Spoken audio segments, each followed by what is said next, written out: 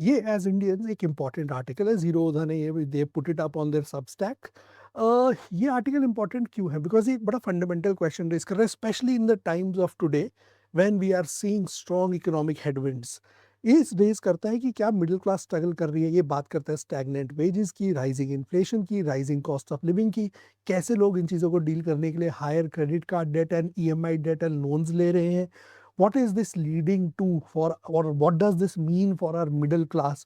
इसको the article has backed it up with facts and analysis. So article पढ़िए, समझिए, correlate with it and think about the existing economic situation of India, and specifically in this case the middle class. Is the author right about his assessments or not? So article को पढ़ना, समझना, इसके बारे में सोचना पड़ेगा क्योंकि ये हमारी everyday life से related है. This is about our everyday life, so this will teach you a lot of things. So article ध्यान से पढ़ के समझ के इसके आर्टिकल के साथ आर्ग्यू करना, बहस करने का मतलब है लॉजिकली बहस करना यहाँ पे, and try to figure out how much of this article according to you is in the right direction. तो ये करने की कोशिश करना।